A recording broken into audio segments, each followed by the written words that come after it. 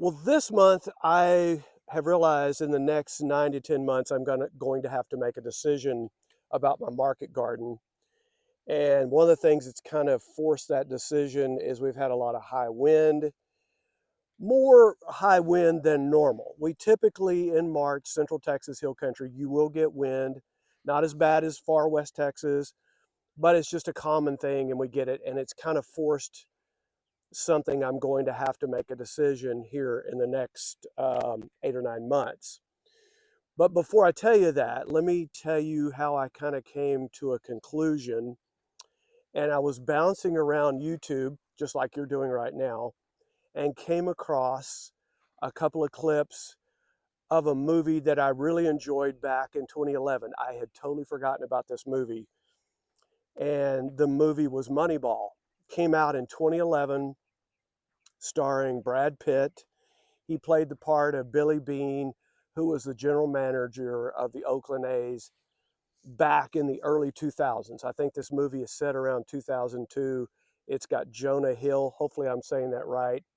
Jonah Hill played the part of a young intern who had just graduated from Yale with, I believe, a degree in economics. And if you've seen the movie, I'm not going to go through all the details. If you've not seen the movie, this is not a spoiler alert because everything I'm going to say here quickly is told in the first part of the movie. But I love this movie for two reasons. First of all, I'm a baseball fan, not so much MLB, but I do like college baseball, keep up with MLB a little bit, especially as it gets towards postseason. That's the first reason I like this movie. The next is it has great life lessons in it. So that's one of the two reasons I like this movie. So what I'm about to tell you is Billy Beane, who was the manager of the Oakland A's, was managing one of the least profitable small market MLB teams. I think they were and have been historically for a long time. They just don't have a big budget. So each year they would have to piece together a team the best they could. And if they had any good players, they would get picked off in free agency in the subsequent years after that, after people saw their talent that they had. So Billy Beane was left each season trying to come up with a solution after he had left good players, so on and so on. Along comes a situation where Billy Beane meets this young graduate right out of Yale. He's doing an internship somewhere, he ends up putting him on his staff. And what this young man has is ability to look into the stats and find players who can get on base, have good on base percentages, and that's what you're looking for in baseball. And as he tells Billy Beane at one point in the movie, he says that the way that the system has been done over the years, I don't think he used the word archaic, but it's been done a way over the years where they just pick players by maybe how they look, their personalities, their star power, and didn't go deep into the stats. And so the premise of Moneyball is they're able just to take players that maybe people had given up on, they're past their prime, players that were young in the league and nobody really took notice for some reason. They got passed over by other larger teams. They were able to put together, using these stats of just looking at on base percentages, put together a team that really did well. And hence the word Moneyball is they were able to use these statistics, and they got a lot of pushback from fans, obviously, because in the beginning it didn't look good. Um, a lot of pushback from people within their own organization, especially scouts, because that's just not the way you did it. You didn't go over to a computer and look at the stats and pick out players. Anyway, the reason I tell you this, love that movie, love the way it was laid out, and it's a true story. I'm sure there's a little bit of embellishment in it, as all movies will do with true stories, but you get the general premise of what it's about. And the reason I tell you that long story about Moneyball is, as back to I said at the beginning of this, I got a decision coming with my market garden here in the next 9 to 10 months that I wasn't sure how to handle it.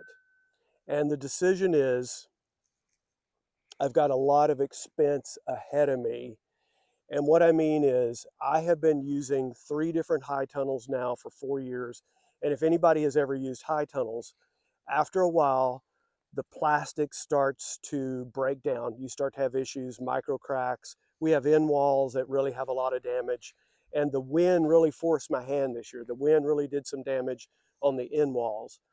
So I'm going to turn the camera around.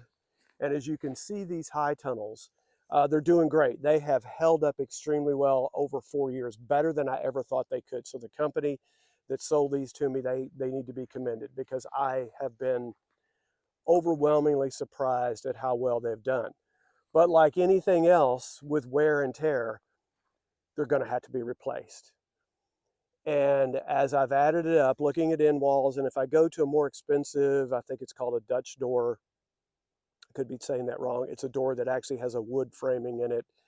That's even going to be more expensive. If I just replace the ones I have, I replace the 3 with the plastic, it could be upwards of $3,800 to $4,000 by the time it's all said and done. The rope, new roping needs to be put on, just a lot of little things. The frames themselves are fine. They have held up tremendously well. There's a few new bolts and clamps that need to be replaced in there because the wind has shook those loose. So to draw this back to what I call my Moneyball revelation, and I haven't done this yet, but I'm at that situation where Billy Bean goes, I don't have a big budget. How am I going to put together a winning team on this shoestring budget when the New York Yankees have millions and millions of dollars more? The Boston Red Sox have millions of dollars more. And I'm over here in Oakland with a very small team with a small budget. And it dawned on me, my Moneyball decision may be, as I turn the camera around on these, is to eliminate the plastic and the end walls altogether. When it's time, I can use them as a trellising method where you can trellis with it. I can still put shade cloth on these, but basically go to a fully outside garden. And my wife was the first to say, well, you know, when we get big spring storms through here and you have indeterminate tomatoes, a lot of damage could be done. She's exactly right, but maybe I could go to determinate tomatoes. I realize that they don't produce fruit as long, but you could succession plant those. Put determinate tomatoes in there. Go to a crop that is more hardy within its season. Colder season, go to greens, which we tend to do anyway. Summer season, go to determinate tomatoes instead of indeterminate tomatoes that have to be trellised. And just really go to a more outside garden setting and depend less on this plastic of these high tunnels. Don't spend the basically $4,000 to refurbish. Basically convert this thing to a fully outside garden. And just like Moneyball, I'm looking for production. Instead of spending that $4,000, I could spend a few extra $100 on seeds. I could spend a couple of $100 extra on an extra outdoor earthway cedar. And if something had to be replanted, it could be done quickly if there was some sort of heavy rain and damage done. So it's something I've got to consider.